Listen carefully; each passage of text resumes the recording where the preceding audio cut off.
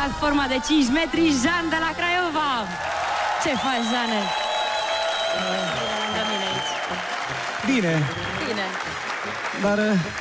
Dar nu prea. Vreau să arăt înainte de interviu acest tricou care l-am croit și l-am scris cu mâna mea. Pe mine nu mai scris pe el. Dă-mi voie, te rog. Forța Zu! Forța Zu! Anda, te pupă, Jean, din tot sufletul. Te pup. Păpușică frumos. Jeane, te pupă, Anda. Și hai să lăsăm juriu acum. Ce piesă îți vine în minte când te arunci în gol? O, viața mea. Nu știu dacă mai ajung să zic viața mea, zic foc. Eu vreau să te las să te concentrezi, dar vreau prima dată să mă asigur că totul este în regulă. Ia să vedeți, slipul este bine legat? Da? Vrei să spui de pătrățele? Nu e. Păi vreau să-ți văd și pătrățelele. Și pătrățele, vrei și să sără în apă, vrei și pe mama și pe tata. Vreau tot, vreau și tricoul tău în această seară, mi-l dai? Meu, am să-l arunc la Pepe acolo pentru juriu, pentru că este ceva patrimoniu. Scoate-l, scoate-l, scoate-l, scoate-l. Strânge-l bine. Și aruncă-l tare, tare, tare că-l prind eu. Bravo! Bravo! Oba. Fii atent, te las. Ai grijă ce faci, concentrează-te. Al tău e. Am o rugăminte, lua scafandrul ăla să nu sar pe el. Jeane, Mult succes! arăți superb dezbrăcat. Felicitări! E corpul puțin dezordonat. Puțin. Dar îl Foarte repar. puțin. Niciun fel de problemă. Încordează-te să primești notă mare de la Anda. Multă baftă! Jean de la Craiova!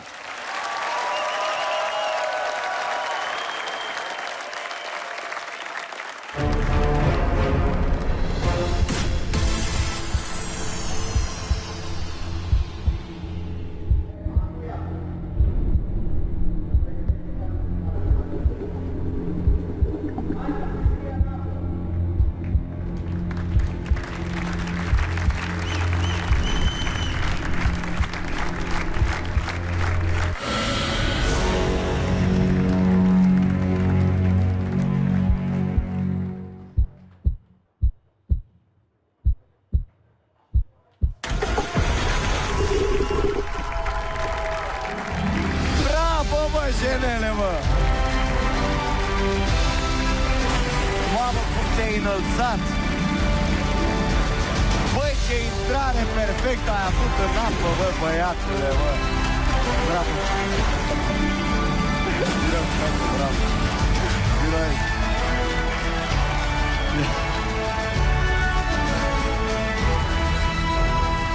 Cum e senzația în aer? Stai puțin. Deci, senzația este extraordinară. Până Mă așteptam să sari în cap. mai am de terminat o melodie și mă pot să săr ca să nu uit textul, știi? Da, da. Oh, ai fost genial. Mi-a plăcut ținuta aliura lui, faptul că a venit pregătit la acest spectacol. Eu l-am concurs. scris. Așa se vine, da? Pentru impresia artistică. Nu, așa să vine, așa să vine. Așa, l-ai ținut cu spatele, asta e fața. A fost, din punctul meu de vedere, săritura se poate încadra la categoria triplu reggaeton cu solo percuție la aterizare.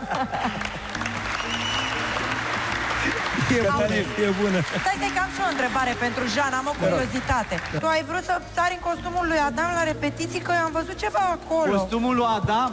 Uite, l-a furat și ori tu și m-a lăsat... Mă, să De sărim ce faci astea, Pepe? Să-ți fie rușine. Păi vrei să vedem ciucurelul omului? Nu e corect. Închide ochii. Te rog din suflet, Cătălin. Într-adevăr, săritura a fost executată corect, un pic prea departe de platformă, aș putea spune.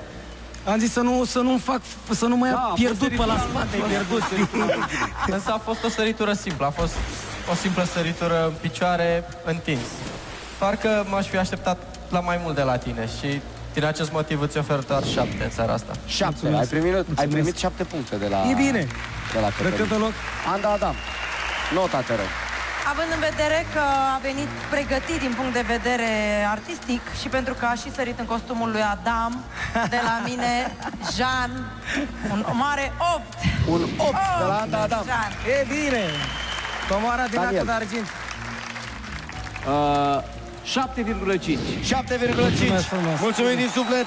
Doamnelor și domnilor, Jean de la Craiova! Bravo, Jean!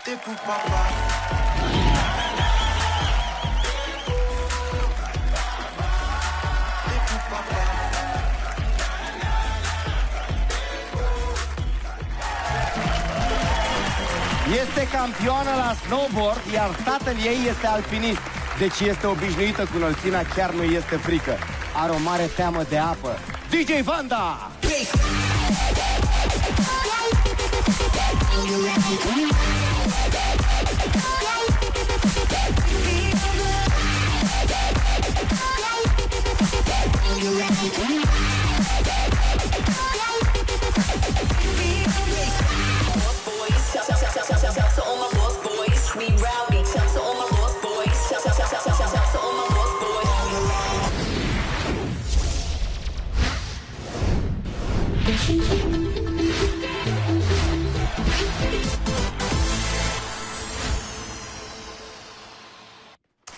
Hey, what's up? Sunt Vanda, sunt DJ Vanda, Rock'n'Rolla Girl. O fată tatuată, o fată care a făcut de toate în viața asta. Fac sport de foarte, foarte mulți ani, de 5 ori pe săptămână alerg. Snowboard fac de 13 ani, mai nou am început să dansez. Fac de toate. Fac absolut de toate. Însă, niciodată nu am avut contact cu apa. Am fobie de când eram mică de apă. Evident că am avut o experiență neplăcută când eram mică. Mi-aduc aminte că tatăl meu m-a aruncat în apă. La revedere. 37 de ani, glonte. M-am speriat atât de tare, am înghițit apă, nu știu ce s-a întâmplat, încât nu m-am mai atins de apă. Bravo! Hai să mai... Yeah, baby! Asta e rostul de ele jos. Ah, da, lol. Prima zi de bazin, Neadecu, absolut genial, Bobo, toată lumea. Ei se așteptau să fie ușor. Am spus, nu intru. Ce adâncime are apa? 5 metri jumate. Bine, pa. Te pup, papa. S-au purtat niște discuții, niște negocieri, niște nu știu ce, după care am zis, domnule, merg de la bazinul de copii. Acolo te simți un pic mai în siguranță. Bineînțeles, pentru o fată adevărată, pentru o rock'n'rolla, pentru o fată cu taturi, o piscină pe măsură. Sunt la piscina pentru copii. Ce bazinul de copii, că avea 2 metri și ceva și ăla. Iar eu am 1,70 m cu totul. Deci evident că mă acoperea apa. Nu știu, domnule, să not. Nu am contact cu apa și nu am avut contact cu apa. Și de fiecare dată când vin la bazin, asta e poezia mea. Bună ziua, Neadecu, hello, Bobo, nu știu să not. Te întingi cu ambele brațe, dau din picioare, bag nasul sub apă și încep să dai din mâini, cum ai dat în bazin. Cum? Una după alta. Bravo! Schimbă mâine. Bine, bine, nu te speria. Acum... Cel mai mult Neadecu îmi spune că trebuie să am încredere în el, în primul și în primul rând. Neadecu, intră singură! Bine, hai, ia! Bine, Neadecu, pa! Merge Să pui curaj! Bine, hai! Hai, Neadecu! Mă iubesc pe Neadecu. Cred că după show-ul ăsta o să merg să-l vizitez. Love is in the air, everywhere I look around. Mi-a spus, mă, tu ești ca nepoata mea. Pentru că și ea era tot la fel de speriată și am învățat-o să nuate. Mama, am fost singură, stai că mă duc din nou. Și. Am dat!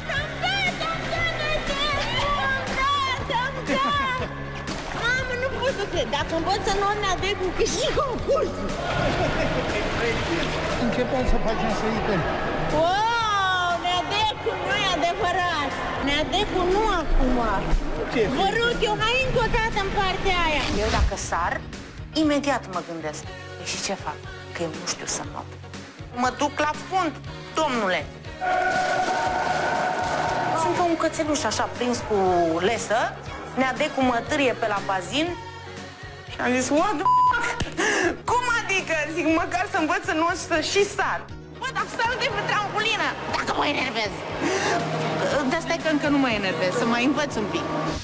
A doua zi, gata. S-a întâmplat iarăși un declic.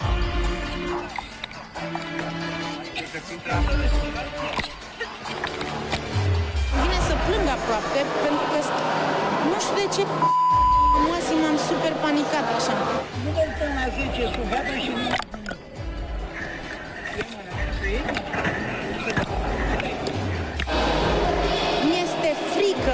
Mi-este frică să mă îndepărtez de marginea piscinii. Mi-este frică de apă.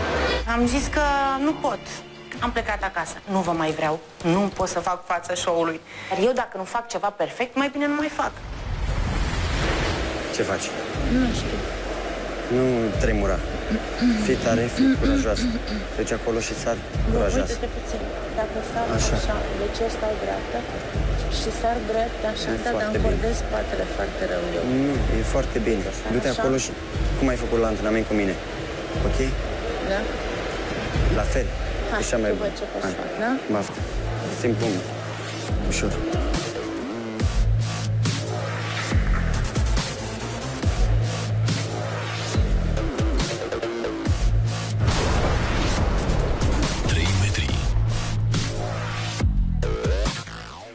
Eu sunt aici. Te-am așteptat, pentru că te susțin, pentru că vreau să-ți dau încredere. Chiar vreau să-ți dau încredere. Știu că ai nevoie. Dacă are cineva vreo fotografie cu mine în apă, vreodată, la vreo piscină sau la vreo mare, îi dau tot ce vrea el. Nu am intrat în apă, de mare, de piscină, de ce vreți. Am 37 de ani, n-am mai făcut-o de 29 de ani, de când m-a împins tatăl meu. De obicei, copiii învață să înnoate, uneori chiar și când sunt aruncați în apă. Dar Nu a fost cazul meu. alții rămân cu o teamă profundă și nu învață am mers niciodată. la psiholog, Da. am mers peste tot, nu mi-a trecut și sunt în concursul ăsta să-mi înving teama de apă. Faci sporturi extreme, Vanda. Eu Ești fac sporturi campioană. extreme, fac snowboard de 13 ani, Eu mă cred dau că pe este- downhill, am participat la 3 maratoane, Îți spun un lucru. dar e măsa de apă. Ascultă-mă. Ascultă-mă. Ascultă-mă. Hai să spun ceva. Ai în spate o întreagă echipă care a fost alături de tine. Neadecu, ești aici, da? Vanda, tu ești un fenomen. În câteva lecții ai învățat și mișcările de not, ai învățat să și noți. Singura care n-are încredere în posibilități ești tu. Nu, Eu sper că are astă încredere. seară Are încredere o să în ne Neadecu. arăți cât de bună ești. Vanda, dacă tu sari în apă în seara asta, Vanda, Da. ai făcut tot ce puteai face în viața asta. E momentul tău. Eu ți-au ochelarii. Nasol, nu mai văd nimic. No. E bine că nu mai văd apa. Îți iau și microfonul. Aoleu. Gata, bate Cuba. Haide, mă! Concentrează-te! Concentrează-te!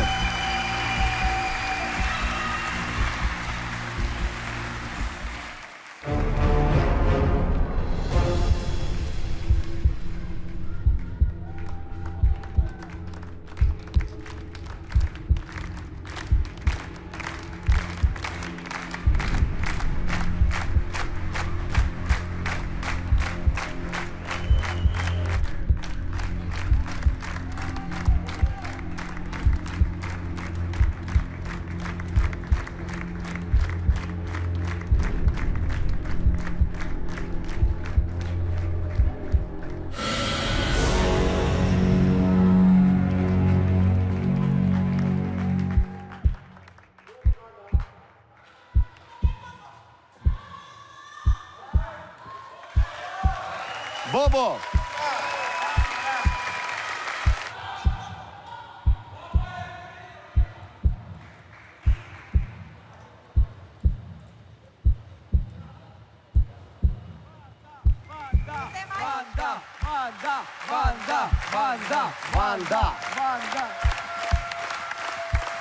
Vanda! Bobo! Bobo! Te implor, sar tu în apă! Sar tu și așteaptă-o în apă. E ok? E ok așa pentru tine? Ok.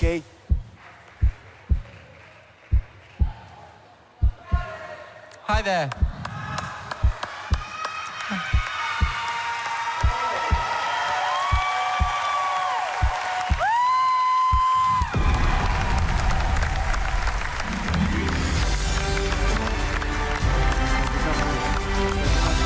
DJ Vanda! Și Și-a depășit limitele. În acest moment e în apă. Bobo!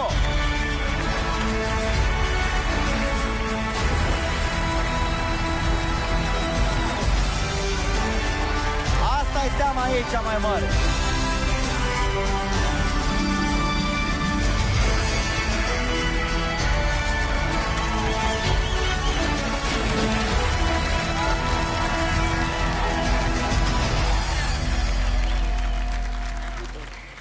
Ai putut, ai reușit. Știu că pentru voi poate e un lucru infim, dar gândiți-vă că pentru mine înseamnă extraordinar de mult. Și eu vă mulțumesc că m-ați susținut.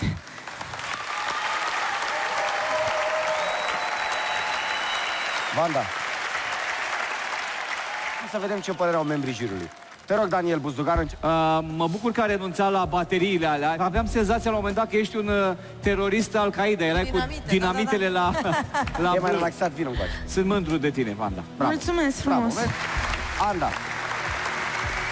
Eu ador ceea ce faci tu. Ești un artist complet. Ai un corp superb. Apreciez foarte tare că ai venit la această emisiune nu ca să participi, ci pentru că cred că va fi cel mai bun psiholog dintre toți psihologii la care ai fost și ai încercat să treci peste această temere a ta.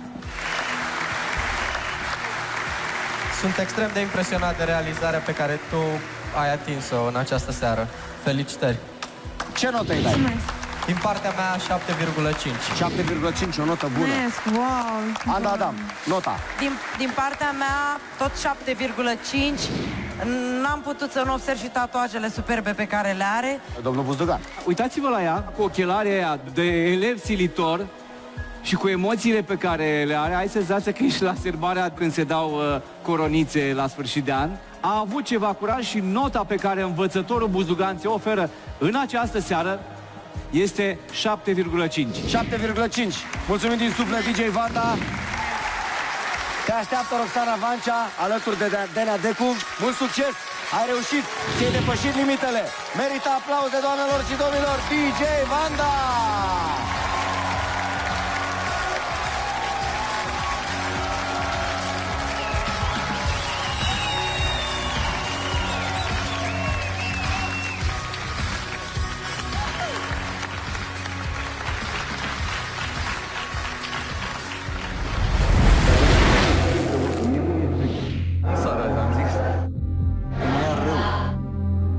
Face săritură de aici, mai mult de o secundă nu durează. Unde pui 0? Aici.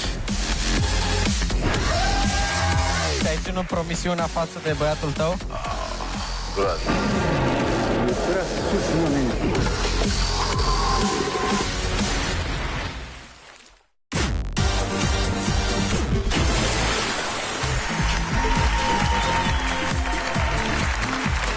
Arde în flăcări, dar se va recorri imediat în piscină. Sony Flame!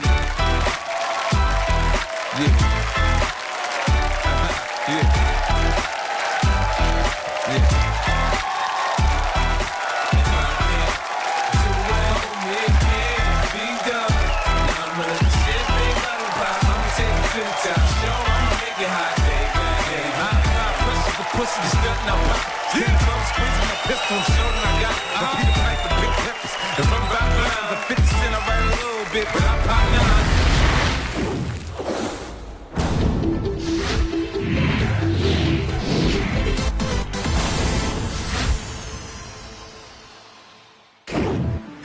Ok, numele meu este Preda Mihai Răzvan, a.k.a. also known as Sunny Flame. Sunt artist și dansator și notător și mai multe. Am început să cânt prin anul 2000, am avut o trupă la un moment dat de hip-hop, am evoluat spre R&B, soul, reggae. Ador apa, ador provocările și de asta am ales să particip la acest gen de emisiune, cu toate că săriturile îmi sunt total străine, nu am făcut așa ceva până acum și îmi va fi destul de greu. Teoretic e ușor, zi și practic nu. am spus, băi, trebuie să urc la 10 să mă obișnuiesc cât de cât cu înălțimea, ca după aia când o să cobor la 7, 5, respectiv 3, să mi se pară așa, floare la ureche. Când am început să urc treptele, au început gladiolele să mi se moaie. Sara, am zis, data viitoare, o luăm așa treptat. Păi de ce să mai pierzi timpul? Nu e chiar atât de simplu, adică lumea poate, dacă vede la televizor și simte că ți-e frică sau așa, poate li se pare, hai mă, ce tot face acolo, sar, că nu e așa mare șmecherie. Așa din exterior pare simplu, dar vă spun clar că nu e. Când te uiți în jos și vezi dita mai distanța,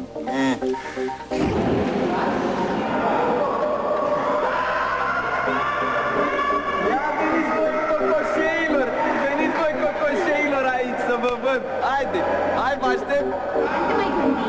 Gândește că te grăbești, trebuie să sari să pleci. Hai!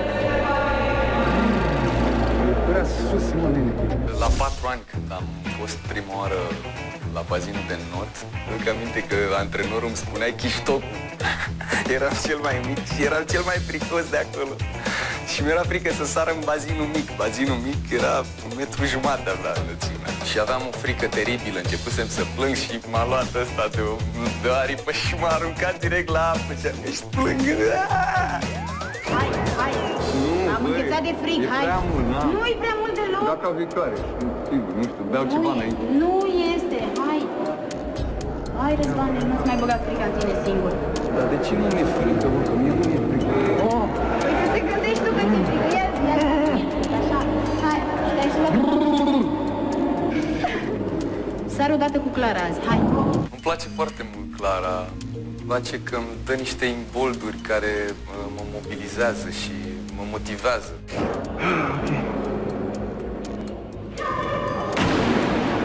Mi-am luat inima în dinți și cu greu am sărit de la 7 metri.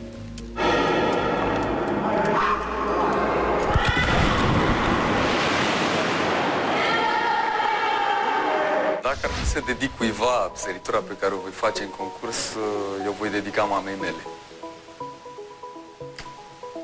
care a plecat dintre noi când eu aveam vârsta de 12 ani și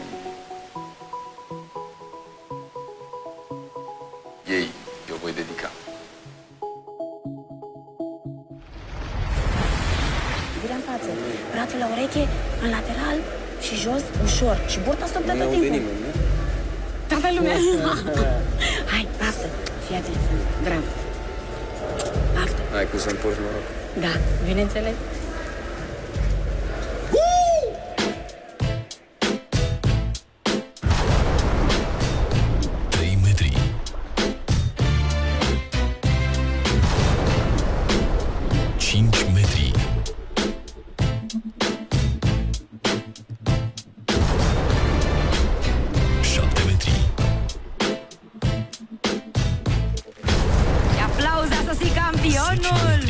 Bine ai venit, Sony! Vii așa cam încet, a? Ai obosit? Da. Ești pregătit? Definitely. Nu ai emoții? Ba da. Ai un as în mâne că te-a învățat antrenorul tău ceva? M-a învățat, dar nu o să divulg, pentru că, O să ne pentru mine, o să vă arăt. Am înțeles. Eu sunt curioasă cine se află alături de Roxana. Cine te susține în această seară? Alături de mine se află Marcus, cel mai bun prieten al lui Sony. Ai un mesaj de încurajare pentru prietenul tău? Da, numărul 1. Te știe. Uite, eu îi făceam aer aici, îl încurajam. Ești mai bine acum? E ok, Da? sunt pregătit. Vrei să te las, să te concentrezi? Bănuiesc că ai nevoie de puțin concentrare înainte de a sări. Clar. Și noi aici ne facem aer deja. Eu vreau să fur puțin, îi făceam la Sony aer, nu mie. Așa este, s-a încis atmosfera, mie mi-e chiar foarte cald, am emoții pentru tine. Mult succes, te las să te concentrezi. Ok. Fără strop. Let's do it. Te prind eu, tu poți să stai.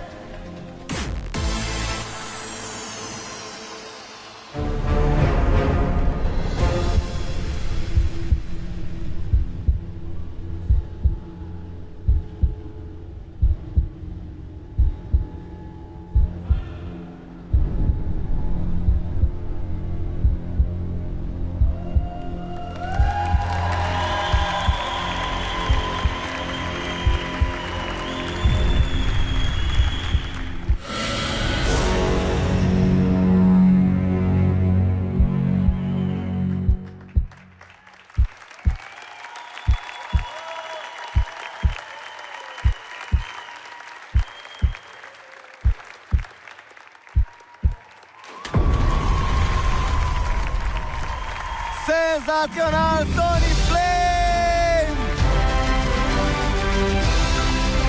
Bravo, Sony! Bravo! Ai reușit salt de la 10 metri.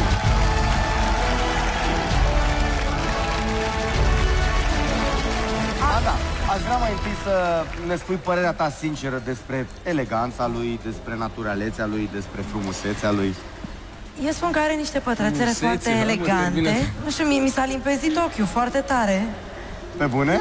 Și dacă îmi permiți, stai, nu fi rău acum, te rog frumos. Dacă îmi dați voie... Acum ne limpezim și noi bărbații dacă te apropii de noi. Trebuie să mă apropii de Sunny Flame pentru că nu pot să mă abțin. Dar ce ai în mână? Vroiam să jucăm în seara asta X și 0. Pentru că are multe pătrățele. Ce zici de ideea, Andrei? Unde pui 0? 0, dar îl pui tot tu. Tot îl pun aici. Ok. Aici? 0? Acolo, 0. Aici.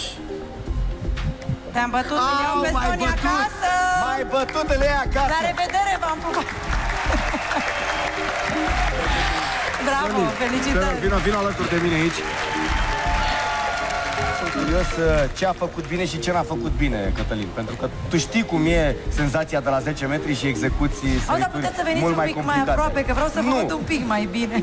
Vrei tu să-l vezi mai bine? Cătălin, te rog. Sony, e evident. Tu ești un bărbat ambițios. Deduc că ești ușor orgolios, ceea ce te-a făcut să urci la 10 metri și să faci o săritură excelentă din punctul meu de vedere. Ești un sportiv. De la desprindere, rotația brațelor a fost foarte bună, înălțimea foarte bună. Abia aștept să vă reluarea numai atunci să fiu și eu convins că a fost Îți garantez că a fost ok. Elegant în aer, vârfurile punctate, ai întins șpițurile, picioarele încordate, mâinile pe lângă corp, intrare cu foarte puțin stroke drag.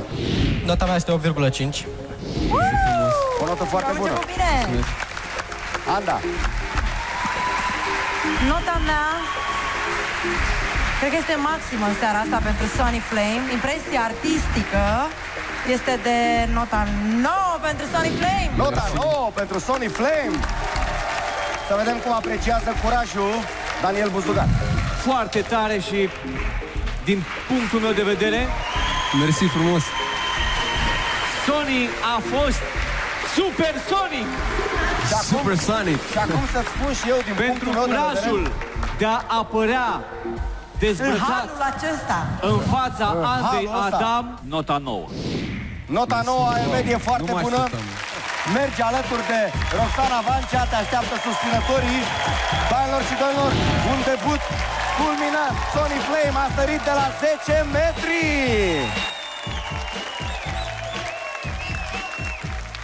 Vreau să o întreb pe Clara dacă ți-a dat bătăi de cap la antrenament sau a fost un elev conștiincios și a fost pe măsura saltului pe care l-a făcut.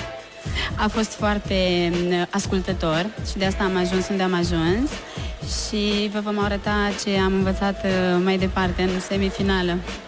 Îți urăm succes dacă ajungi mai departe. Ai avut o săritură foarte frumoasă. Mergi alături de susținătorii tăi. Urmează omul care, dacă sare la fel de bine cum cântă, o să-l vedem și în finală. Doamnelor și domnilor, Tavi Colin!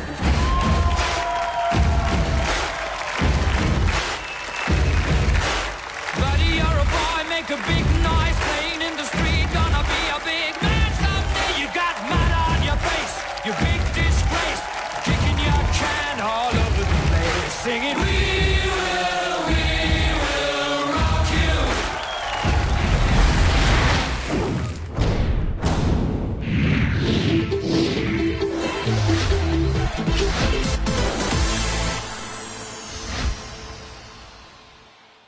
Tavi Colin și sunt cântăreț. Noi spunem solist vocal, dar, mă rog, lumea ne spune cântăreț. Când de foarte multă vreme, mai ales pentru doamne și domnișoare. Dar acum, în ultima vreme, am început să mai cânt și pentru domni, pentru că așa mi se pare corect. Am venit la această emisiune pentru că, pentru mine, este o provocare excepțională. Toată viața am fost o fire sportivă, deci mă mișc și fac